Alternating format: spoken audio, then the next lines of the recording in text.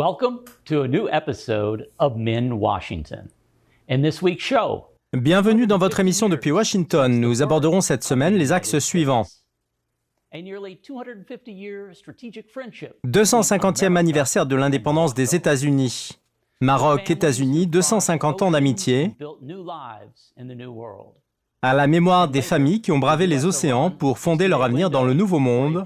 États-Unis, Iran, accord sur une feuille de route de 60 jours. Les États-Unis célèbrent cette année le 250e anniversaire de leur déclaration d'indépendance. Il y a 2 siècles et demi, 13 colonies proclamaient un texte appelé à changer le cours de l'histoire. Son message était aussi simple que révolutionnaire.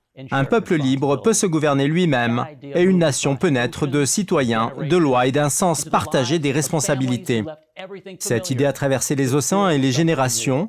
Elle a pris corps à travers des familles qui ont quitté leur terre natale pour bâtir une nouvelle patrie. Le Maroc était présent dès les premiers chapitres de cette histoire. En 1777, le sultan Mohammed III ouvrait les ports marocains aux navires américains. Puis en 1786, les 2 pays signaient le traité de paix et d'amitié, l'une des plus anciennes relations diplomatiques ininterrompues des États-Unis.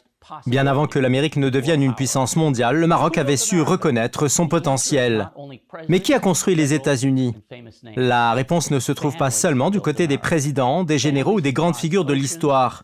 Elle se trouve aussi dans les familles, celles qui ont traversé les océans, cultivé la terre, créé des entreprises, servi dans l'administration ou l'armée, enseigné aux enfants et bâti les villes, génération après génération.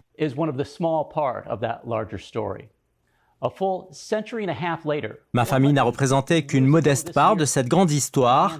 Il y a 150 ans, mes ancêtres, Peter et Katharina Pfeifli, quittaient la Bessarabie à la frontière actuelle de la Moldavie et de l'Ukraine. À bord du navire Berlin, ils arrivèrent à Baltimore le 13 novembre 1876, avant de poursuivre leur route vers le Nebraska, puis le Dakota du Sud, et enfin le Dakota du Nord. En 1901, ils s'étaient installés près de Wish, au cœur des Grandes Plaines. Une génération plus tard, mon arrière-grand-père, A.B. Pfeifli, devint maire de cette petite ville et contribua à la construction de ses institutions locales. Des décennies plus tard, j'ai eu en tant qu'arrière-petit-fils l'honneur de servir à la Maison-Blanche, une modeste page de l'histoire de ma famille, elle-même inscrite dans la grande histoire américaine. Aux États-Unis, personne ne bénéficie d'une garantie de réussite. Il n'y a que la confiance dans l'avenir, la volonté de prendre des risques, de travailler et de bâtir. À l'occasion de ce 250e anniversaire, le pays fait toutefois face à des défis majeurs: division politique, incertitude économique, concurrence internationale et érosion de la confiance.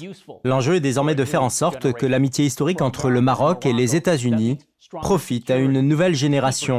Cela suppose de renforcer la sécurité et les échanges commerciaux, d'améliorer l'éducation, de promouvoir une diplomatie sérieuse et de consolider des liens entre les peuples qui dépassent les cycles électoraux.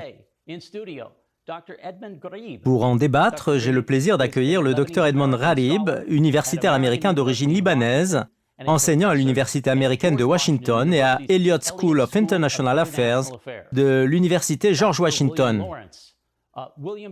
Nous recevons également le Dr William Lawrence, professeur de sciences politiques et de relations internationales à l'Université américaine, ainsi que directeur des études sur l'Afrique du Nord au Conseil national des relations américano-arabes. À leur côté, Ryan Ekstrom, chroniqueur de l'émission, ancien conseiller du membre du Congrès Joe Wilson et spécialiste des relations sino-américaines ainsi que des politiques de défense. Alors, bienvenue à tous. Commençons par nos histoires américaines. J'ai eu le privilège de partager la mienne. William, pourriez-vous nous raconter la vôtre et nous dire ce qu'elle représente pour votre famille et pour ce pays, alors que les États-Unis célèbrent aujourd'hui leur 250e anniversaire? J'aimerais évoquer ici 3 de mes ancêtres. Je commencerai par ma famille adoptive car je suis un enfant adopté. La famille qui m'a accueilli et au sein de laquelle j'ai grandi était issue de différentes régions, tant du côté paternel que maternel. Mes ancêtres ont émigré en Amérique dans les années 1620 et 1630. L'un des aspects dont je suis le plus fier est qu'ils figuraient parmi les premiers opposants à l'esclavage. Ils ont également négocié des accords avec les populations autochtones locales. C'est une dimension de mon héritage américain dont je suis particulièrement fier. Mon ancêtre, le capitaine Asa Lawrence, commandait la milice de Groton, près de Concord, dans le Massachusetts, au début de la Révolution américaine, notamment lors de la bataille de Bunker Hill. Ma famille compte donc des figures engagées dans l'histoire nationale, ce qui m'a transmis une certaine vision de l'indépendance, de la souveraineté et de la lutte contre le colonialisme. C'est une perspective façonnée par cette histoire familiale. Comme je l'ai indiqué, je suis adopté. Toutefois, durant la pandémie de Covid-19, j'ai effectué des tests génétiques qui m'ont permis de retrouver les traces de ma famille biologique.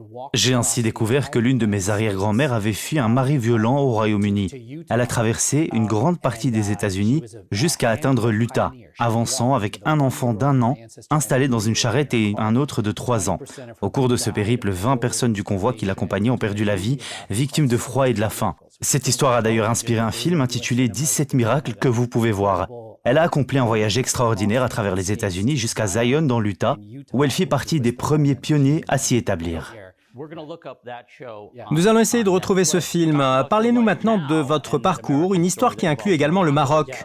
Bien sûr, j'ai d'abord travaillé au Maroc dans les années 80, puis j'y suis revenu à plusieurs reprises au cours de ma carrière. 10 ans après avoir servi comme volontaire du corps de la paix au Maroc, j'ai épousé une Marocaine. Aujourd'hui, je fais donc partie d'une famille maroco-américaine. Mon fils est lui aussi maroco-américain et j'ai de très nombreux proches marocains. Un jour, nous avons essayé de compter les cousins germains et les cousins issus de germains de mon épouse. Nous avons arrêté de compter lorsque nous avons atteint près de 200 personnes. Même si je ne les ai pas tous rencontrés, je considère cette grande famille marocaine, répartie à travers tout le royaume, comme ma propre famille. Il existe d'ailleurs de nombreux couples maroco-américains, aussi bien aux États-Unis qu'au Maroc. C'est précisément ce qui fait toute la richesse et toute la diversité de la population des États-Unis. Edmond, racontez-nous à votre tour votre histoire américaine. Je crois que vous êtes arrivé ici en provenance du Liban à l'âge de 13 ans. I came here around 16 years old, but my father came to the United States when he was about. Je suis arrivé aux États-Unis lorsque j'avais environ 16 ans. Mais mon père, lui, est arrivé aux États-Unis alors qu'il avait environ 13 ans. Il existe d'ailleurs une anecdote à son sujet. À son arrivée au port, un interprète faisait la traduction entre lui et les agents de l'immigration. L'un d'eux lui demanda « Quel âge as-tu » Mon père était très grand pour son âge, il répondit « J'ai 13 ans et demi ». L'agent lui dit alors « Tu ne dis pas la vérité ». Mon père leva la main et répondit « Est-ce que tous les doigts de votre main ont la même longueur ?» L'homme éclata de rire et lui dit « D'accord, sois le bienvenu aux États-Unis ». Plus tard, mon père raconta cette histoire à son frère qui était arrivé aux États-Unis avant lui.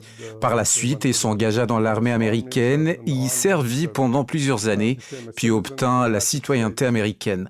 Alors que la plupart de nos proches se consacraient aux affaires, lui s'intéressait davantage à la littérature et à l'enseignement. Il a notamment traduit plusieurs œuvres de Gibran Khalil Gibran vers l'anglais. Excellent. Ryan, vous êtes originaire de Caroline du Sud, alors quel est votre parcours américain? Je suis originaire de la Caroline du Sud, mais les racines de la famille extrêmement aux États-Unis remontent en réalité au Minnesota, où mes ancêtres ont émigré après avoir quitté la Suède.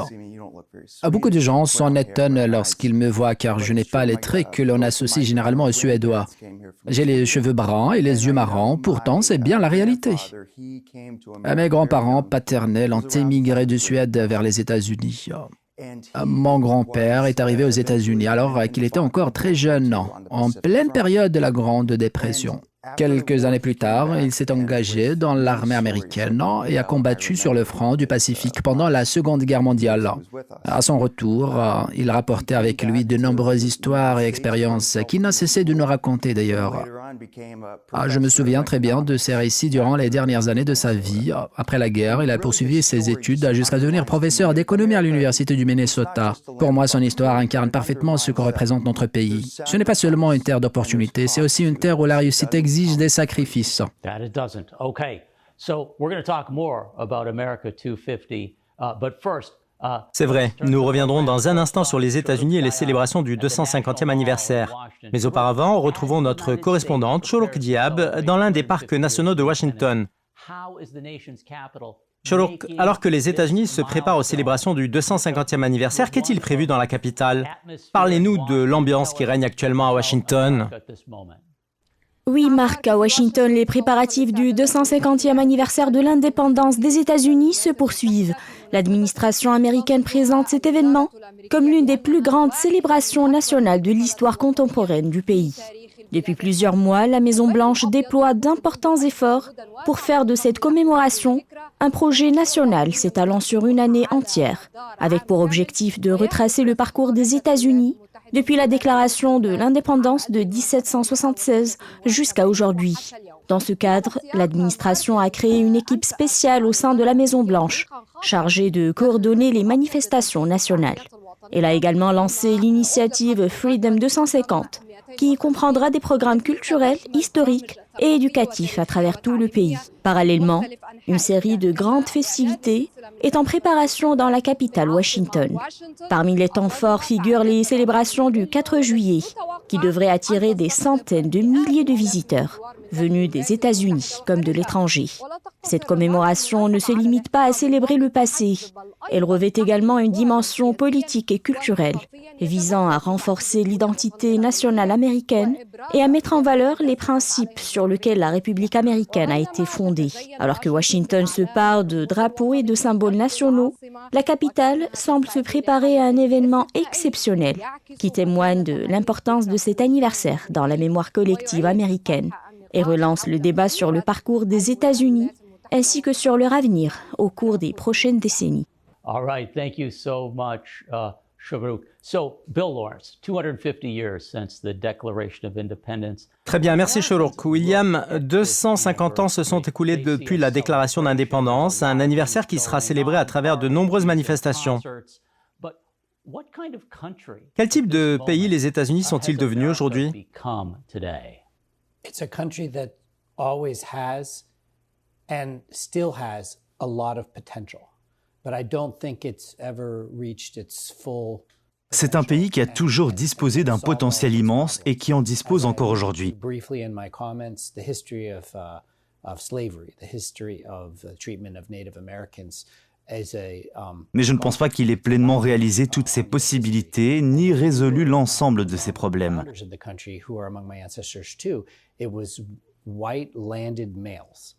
Comme je l'ai brièvement évoqué précédemment, l'histoire de l'esclavage et celle du traitement réservé aux peuples autochtones demeure une tache sombre dans l'histoire des États-Unis.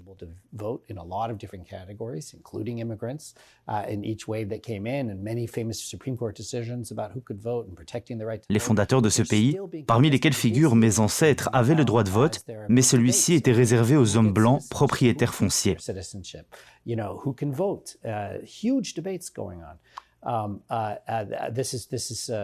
Au fil des 250 années de l'histoire américaine, le droit de vote a progressivement été étendu à un nombre toujours plus important de citoyens.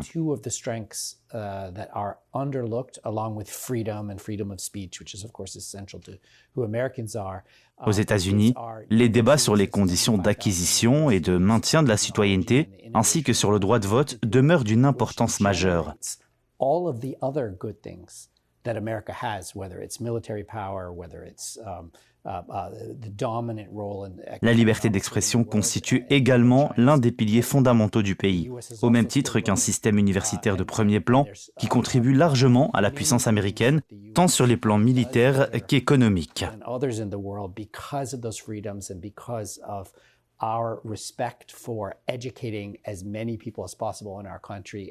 Malgré l'essor de la Chine, les États-Unis poursuivent leur développement et conservent une position de premier plan dans de nombreux domaines, notamment celui de l'enseignement supérieur.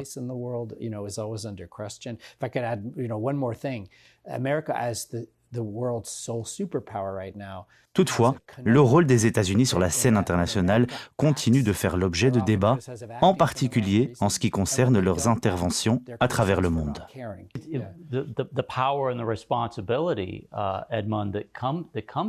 Le pouvoir s'accompagne inévitablement de responsabilités. Edmond, ce qui fait de l'éducation un pilier essentiel. La création des États-Unis reposait sur un principe fondamental, la conviction que les citoyens étaient capables de se gouverner eux-mêmes. Alors, comment cette idée a-t-elle évolué au cours de ces 2 siècles et demi? Et quel est aujourd'hui, selon vous, le principal défi auquel nous sommes confrontés ici aux États-Unis et dans le reste du monde? That's a great question, actually. I think there are a number of things. First of all, America was the land of dreams. C'est une question importante. Je pense qu'il y a plusieurs éléments à prendre en considération. Tout d'abord, l'Amérique a été la terre des rêves et des opportunités pour beaucoup de personnes. Comme nous l'avons entendu de la part de William, nombre d'entre elles ont également payé un lourd tribut. Certaines sont mortes en chemin, d'autres n'ont pas réussi, mais dans l'ensemble, beaucoup de ceux qui sont venus ont réussi à bâtir leur vie et à s'établir durablement. Nombre d'entre eux fuyaient des pays où sévissaient des persécutions religieuses. D'autres fuyaient les abus du système féodal. Ils ont donc trouvé aux États-Unis une terre de rêve et d'opportunités. C'est ce qui rend ce pays remarquable à bien des égards. En particulier, les pères fondateurs ont affirmé que tous les êtres humains naissent égaux. C'est également ce qu'a rappelé le président Lincoln. Ils ont défendu la liberté d'expression et la liberté de religion. Ces principes ont été essentiels pour beaucoup de ceux qui sont venus s'installer dans ce pays. Cela étant, je pense qu'aujourd'hui, malgré certains aspects négatifs, comme le traitement réservé aux peuples autochtones, qui en ont payé un prix très élevé, beaucoup d'entre eux, même s'ils continuent de faire face à certaines difficultés, vivent dans une situation bien meilleure qu'autrefois. Il en va de même pour les Afro-Américains. Beaucoup d'entre eux ont été amenés aux États-Unis comme esclaves. Cependant, le président Lincoln a été l'un des dirigeants qui ont œuvré à leur émancipation et de nombreux Américains les ont soutenus. Par ailleurs, il y a un autre élément important, l'Amérique est en train de changer. Beaucoup de personnes estiment aujourd'hui que Washington ne les représente plus.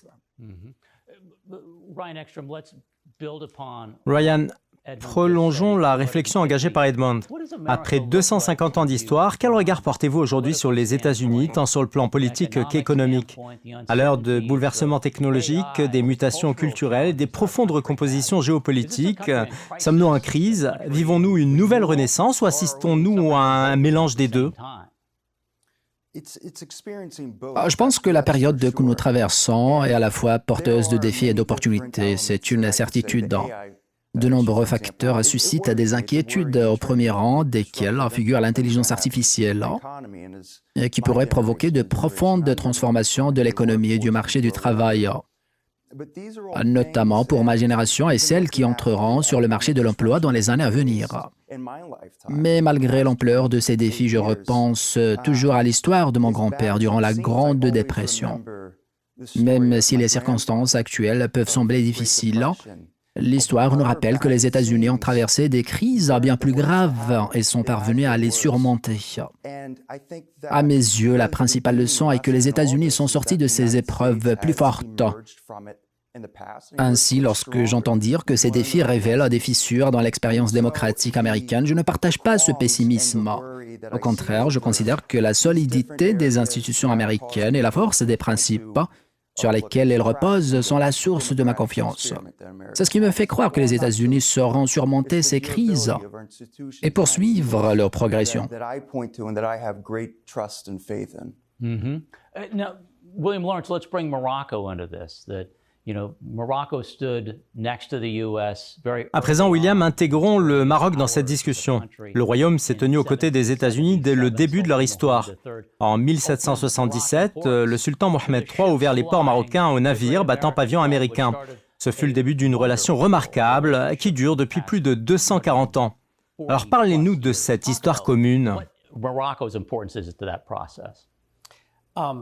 Morocco is very important to the early United States and our, let's say, Le Maroc a joué un rôle extrêmement important pour les États-Unis à leur début. D'abord pour notre première expérience en tant que nation commerçante, mais aussi pour nos opérations de sécurité internationale et notre marine. Tout cela a commencé avec nos relations avec les États barbaresques au XVIIIe siècle. Cette période a donné naissance à de nombreux événements remarquables, notamment ce traité conclu entre les États-Unis et un État d'Afrique du Nord. Il s'agit de l'un des premiers et du plus ancien de nos traités à avoir résisté à l'épreuve du temps. Ces traités d'amitié et de commerce témoignent déjà d'une vision très positive des musulmans et du monde islamique dès la fondation des États-Unis. Encore une fois, le Maroc était présent dès le commencement et a contribué à façonner l'identité américaine.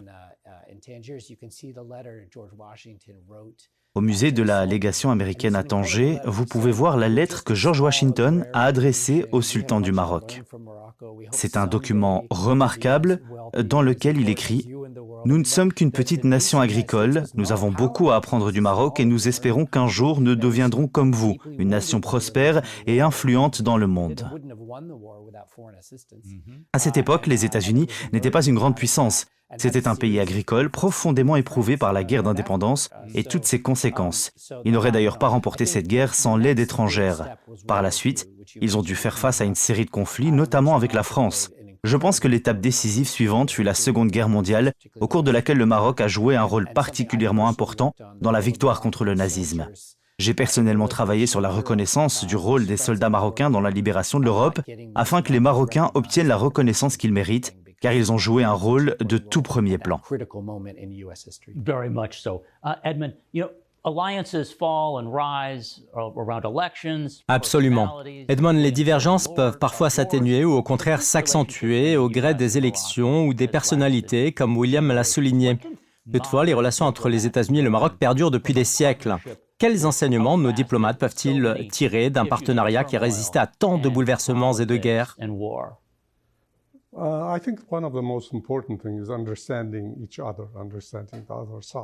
Je pense que l'un des éléments les plus importants est la compréhension mutuelle et le respect réciproque. C'est précisément ce qui s'est produit. Le Maroc a été l'un des premiers pays à reconnaître les États-Unis. Comme vous l'avez mentionné précédemment, c'est le pays dont le souverain a autorisé en 1777 les Américains à utiliser les eaux marocaines, probablement afin de les protéger des attaques britanniques à cette époque. À mon avis, il s'agit d'un fait d'une grande importance. C'est un geste que de nombreux Américains connaissent, comprennent et apprécient. Cette relation est d'ailleurs singulière. La France, par exemple, a également apporté son soutien aux États-Unis, notamment sur le plan militaire. Mais ce qui est particulièrement remarquable, c'est que le Maroc n'était pas une grande puissance. Malgré cela, il a su percevoir les enjeux de l'époque et a souhaité établir cette relation, laquelle est demeurée solide au fil des décennies. Bien, je vais vous demander de rester avec nous. Nous allons maintenant faire une courte pause. Stay with us.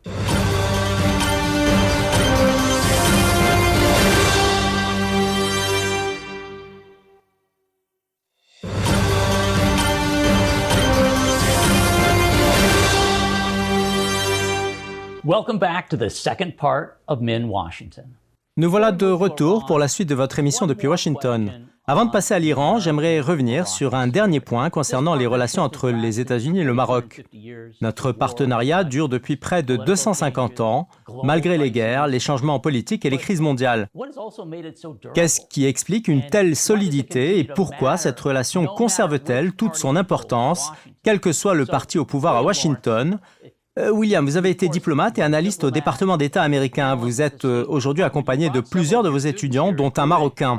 Expliquez-nous ce qui fait le caractère stratégique du partenariat entre Rabat et Washington, qu'il s'agisse de la coopération politique et sécuritaire, de la question du Sahara marocain aux Nations Unies, ou encore des perspectives de nouveaux accords commerciaux et de nouvelles formes de coopération. Alors que cette relation s'apprête à entrer dans son prochain quart de millénaire, quel regard portez-vous sur son avenir ? Il me faudrait 3 heures pour répondre à cette question. Vous avez 3 minutes.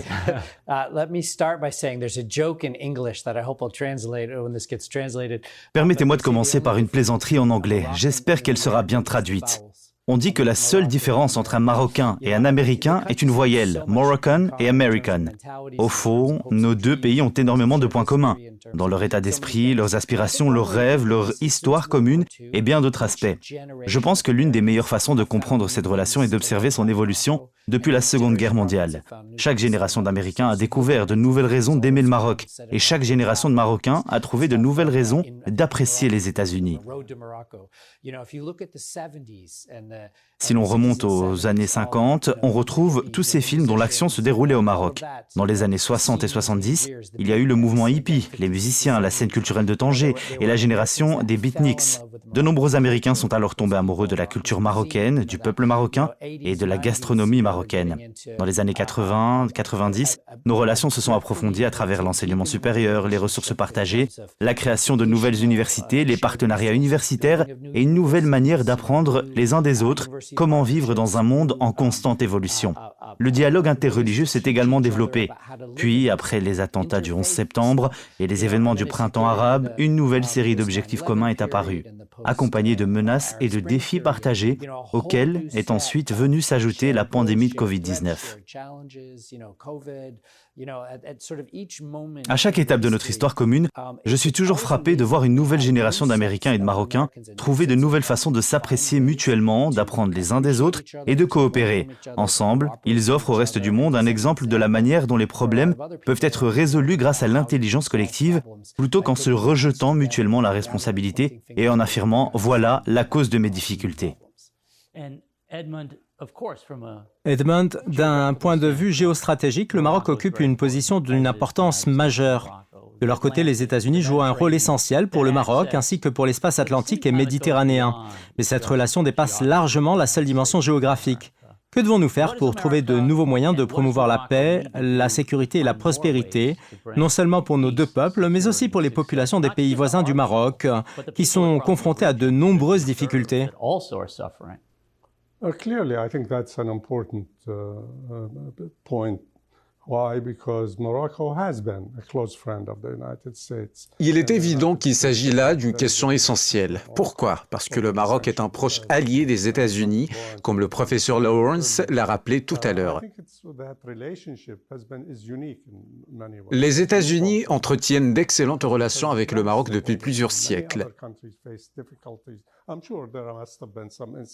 Je pense que cette relation est unique à bien des égards. Comme vous l'avez également souligné, elle a traversé le temps alors que les relations entre de nombreux autres pays ont connu des difficultés. Je suis certain qu'il y a eu ici et là quelques incidents au fil des années, mais dans l'ensemble, cette relation est toujours demeurée solide. L'autre point important que vous avez évoqué concerne la géographie. Le Maroc fait partie de l'Afrique, appartient au monde arabe, est un pays musulman et se situe à proximité de l'Europe. L'ensemble de ces facteurs a conduit les deux pays à comprendre qu'ils avaient un intérêt commun à préserver, une relation étroite et solide, profitable aux deux parties. J'ai eu l'honneur d'être invité à plusieurs conférences organisées à Asila au Maroc. À chacune de ces occasions, de nombreux Américains étaient présents, universitaires, membres du Congrès et spécialistes de l'histoire du Maroc, de l'Afrique du Nord et du monde arabe. Ce qui m'a particulièrement marqué, c'est l'ouverture d'esprit des Marocains, leur volonté d'écouter ces intervenants et d'échanger avec eux. Par ailleurs, de nombreux Marocains souhaitent poursuivre leurs études aux États-Unis. Beaucoup d'étudiants marocains ont ainsi intégré des universités américaines, certains à l'université américaine, d'autres dans différents établissements d'enseignement supérieur. C'est ce qui a permis à cette relation de rester forte au fil du temps. C'est un phénomène véritablement exceptionnel. En effet, si l'on compare les relations des États-Unis avec d'autres pays, on constate qu'ils ont souvent connu d'importantes fluctuations, voire des tensions. Or, ce n'est précisément pas ce qui s'est produit dans les relations entre les États-Unis et le Maroc. Passons maintenant à l'Iran et aux 60 prochains jours. Ce qui se dessine aujourd'hui n'est pas encore une paix, mais une négociation sous pression. Washington exige des garanties avant tout allègement des sanctions. Téhéran réclame au contraire un premier assouplissement avant de faire des concessions. Israël, de son côté, veut poursuivre l'affaiblissement de l'Iran et du Hezbollah et considère le cessez-le-feu actuel comme une simple trêve. Ces objectifs restent difficilement conciliables, ce qui fait des 2 prochains mois une période décisive. Les marchés ont néanmoins réagi favorablement après le sommet du G7. Les prix du pétrole ont reculé et le trafic maritime dans le détroit d'Ormuz a retrouvé un rythme plus normal. Pour Washington, cette évolution tend à montrer que la pression exercée a créé un espace pour la diplomatie. Mais le véritable baromètre de la crise demeure le détroit d'Ormuz. Si la navigation s'y poursuit normalement, les prix de l'énergie devraient continuer à se détendre. Si en revanche l'Iran perturbe le trafic, menace la liberté de navigation ou utilise ce passage stratégique comme levier économique, la crise changera de forme sans pour autant disparaître. Reste aussi le dossier nucléaire. Que deviendront les stocks d'uranium? Seront-ils évacués d'Iran ou simplement placés sous contrôle? Les inspecteurs internationaux bénéficieront-ils d'un accès réel aux installations concernées? Les groupes alliés de Téhéran respecteront-ils une période d'accalmie? Les États-Unis n'ont pas besoin de faire confiance à l'Iran, ils veulent pouvoir vérifier ses engagements. L'Iran, lui, cherche à retrouver l'accès aux ressources financières, au commerce international, au transport maritime et à un allègement des sanctions. Mais il veut aussi convaincre son opinion publique et ses alliés qu'il a résisté aux pressions américaines sans céder. Israël, de son côté, redoute un autre scénario, celui d'un Iran qui suspendrait provisoirement certaines activités, obtiendrait un allègement des sanctions avant de reprendre son soutien au Hezbollah et aux autres groupes qui lui sont affiliés. Dans cette hypothèse, Washington parlerait de succès diplomatique, tandis qu'Israël considérerait que la menace demeure. Les prochaines semaines seront donc décisives. Avant de poursuivre ce débat, retrouvons notre correspondant à la Maison-Blanche, Adel Dessouky. Adel, les 60 prochains jours pourraient être déterminants pour l'avenir du Moyen-Orient. Quel est aujourd'hui l'état d'esprit à la Maison-Blanche et dans quelle mesure l'administration américaine estime-t-elle que sa stratégie de pression peut enfin produire des résultats après des années de négociations sans véritable issue? Absolument, Marc. À la Maison-Blanche, le climat est marqué par un mélange de prudence et d'attente. L'administration américaine considère les 60 prochains jours comme une période décisive, susceptible de déterminer si la région s'oriente vers une phase de désescalade ou vers un nouveau cycle de confrontation. Les responsables américains ne parlent pas tant d'un accord définitif que d'une mise à l'épreuve des intentions de l'Iran. Washington estime que les pressions économiques et militaires exercées au cours des derniers mois ont créé une véritable opportunité pour la diplomatie. Toutefois, l'administration souhaite observer des mesures concrètes de la part de l'Iran avant d'envisager une nouvelle étape, qu'il s'agisse d'un allègement des sanctions ou de l'octroi d'incitations économiques. Par ailleurs, Marc, un sentiment prévaut au sein de l'administration selon lequel les circonstances actuelles sont plus favorables à des négociations qu'elles ne l'étaient au cours des années précédentes. La baisse des prix du pétrole, le maintien de la liberté de navigation dans le détroit d'Ormuz et le recul des craintes d'un conflit militaire de grande ampleur constituent autant de facteurs qui offrent une marge de manœuvre à la diplomatie. Cela étant, la confiance demeure limitée. L'administration américaine est pleinement consciente que des décennies de tensions et de méfiance mutuelle ne peuvent être surmontées en quelques semaines. Ainsi, du point de vue de la Maison-Blanche, le succès ne sera pas évalué à l'aune des déclarations ou des réunions diplomatiques, mais à partir des faits observables sur le terrain dans les semaines à venir, qu'il s'agisse de l'évolution du programme nucléaire iranien ou du respect par Téhéran de ses engagements régionaux. En définitive, on peut dire que l'état d'esprit qui règne à la Maison-Blanche n'est ni celui d'un optimisme absolu, ni celui d'un pessimisme total, mais plutôt celui d'une conviction. Les 60 prochains jours pourraient compter parmi les périodes les plus sensibles et les plus déterminantes pour l'avenir des relations entre Washington et Téhéran.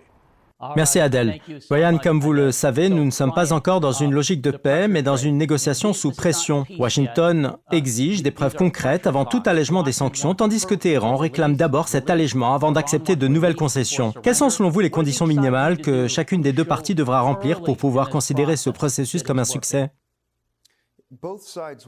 Les deux parties recherchent des preuves dès le départ, car la méfiance entre elles est profonde et structurelle. Ce sentiment s'est particulièrement renforcé du côté iranien si l'on considère les expériences passées avec les États-Unis depuis l'accord sur le nucléaire, dont Donald Trump s'est retiré en 2018 jusqu'aux récentes négociations sur le programme nucléaire, interrompues par les frappes lancées en juin dernier. Cette confiance perdue devra être reconstruite. À mon sens, cela nécessitera un geste de bonne volonté de la part de l'une des deux parties. Toutefois, parvenir à ce stade pourrait exiger une poursuite des pressions. À l'heure actuelle, je ne vois aucune des deux parties prête à tendre la main à la première. La pression devrait donc se poursuivre, mais en parallèle, rien n'indique qu'aucune des deux parties souhaite réellement un retour aux hostilités. William Lawrence, let's talk about this Strait of Hormuz. Did either of us think we'd become subject matter experts? William, parlons-en sans détour. Ces 3 derniers mois, nous avons eu tous le sentiment de devenir des spécialistes du détroit d'Ormuz. Aujourd'hui, le trafic maritime a retrouvé un niveau proche de celui d'avant le conflit, mais Téhéran sait qu'il conserve à travers ce passage stratégique un levier de pression majeur. Quelle importance revêtent les négociations en cours et dans quelle mesure cette prise de conscience renforce-t-elle aujourd'hui la position de l'Iran dans les discussions avec Washington?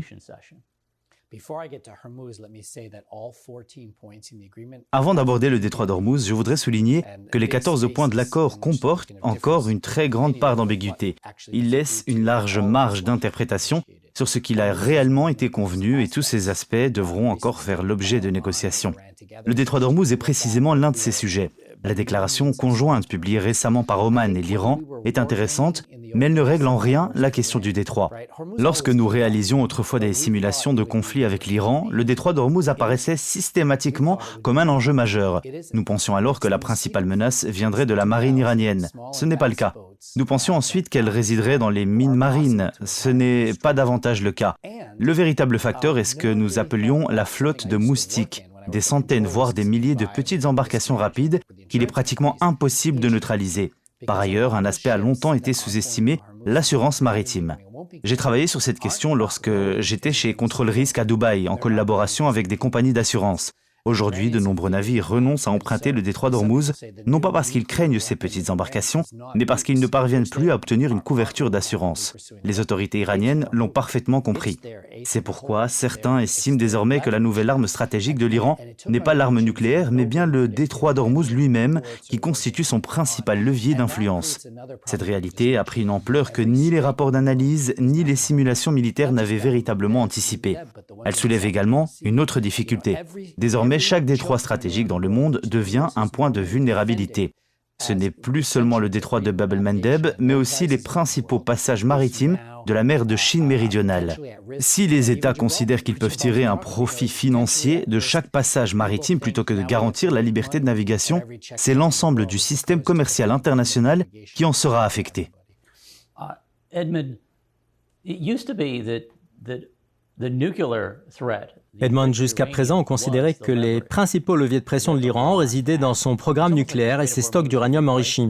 Alors le détroit d'Ormuz apparaît désormais comme un autre atout stratégique majeur. Malgré cela, pourquoi la question de l'uranium reste-t-elle au cœur des négociations? On estime qu'environ 440 kg d'uranium enrichi sont entreposés dans une installation souterraine en région montagneuse près de Téhéran. En quoi ces stocks pèsent-ils sur les discussions? Et Donald Trump peut-il réellement obtenir qu'ils soient placés sous contrôle ou sécurisés dans le cadre d'un éventuel accord? I think the nuclear issue is an important issue, especially to the United States, to Israel, to some of the neighboring countries. Je pense que la menace nucléaire demeure une question essentielle, notamment pour les États-Unis, Israël et plusieurs pays voisins de la région. Cela étant dit, je ne pense pas que ce soit la véritable cause de cette guerre. À mon avis, les responsables israéliens ont convaincu le président Trump que le moment était particulièrement favorable pour agir contre l'Iran. Ils estimaient que le régime iranien traversait une période de fragilité intérieure.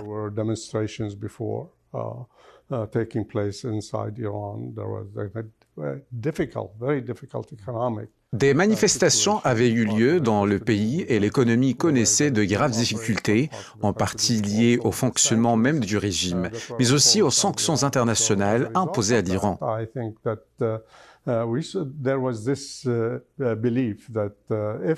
L'idée était que si les États-Unis et Israël parvenaient à neutraliser les principaux dirigeants iraniens, un nouveau régime plus proche de Washington et peut-être plus ouvert envers Israël pourrait émerger.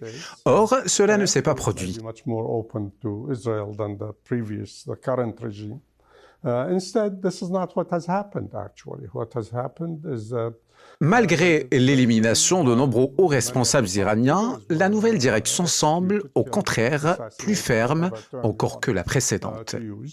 Nevertheless, the new leadership seems to be tougher than the old regime. Un autre élément mérite également d'être souligné. Les Iraniens semblent avoir beaucoup appris au cours des derniers mois à travers les différents épisodes du conflit. Cette évolution est importante. Quant au dossier nucléaire, il demeure central, car les discussions portent désormais sur une éventuelle réduction du niveau d'enrichissement de l'uranium qui passerait peut-être de 60% à 15% ou 20%. Reduce the percentage of the uranium that's from something like 60%. Si un tel accord pouvait être conclu, il représenterait une avancée significative. Ce serait effectivement une avancée majeure pour Donald Trump. Nous rapprocherions-nous alors de l'esprit de l'accord nucléaire de 2015 ? Intéressons-nous maintenant au levier américain. Washington dispose d'importants moyens de pression que Téhéran souhaite voir levés. L'Iran cherche à retrouver un accès normal au marché financier et au commerce international, mais aussi à obtenir un allègement des sanctions afin de pouvoir exporter son pétrole au prix du marché plutôt qu'à des tarifs fortement décotés. Jusqu'où les États-Unis peuvent-ils pousser l'Iran à négocier sans lui accorder des concessions qui lui permettraient, au fond, de gagner du temps ?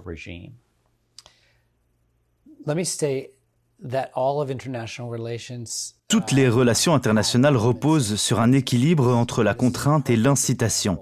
Cette situation illustre parfaitement la nécessité de trouver le bon dosage entre la menace de l'emploi de la force et les mesures d'encouragement destinées à amener un autre État à modifier son comportement.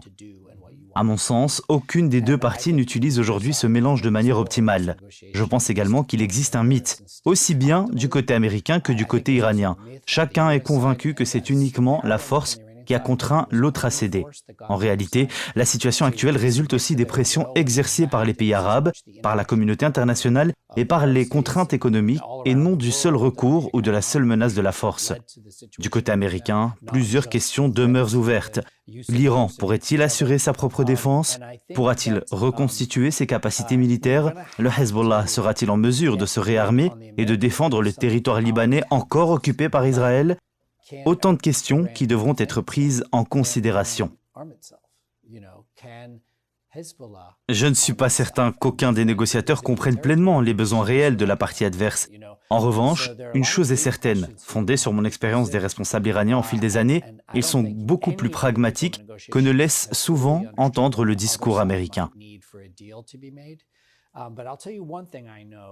Ils sont davantage disposés à conclure des compromis, même s'ils demeurent des négociateurs particulièrement tenaces.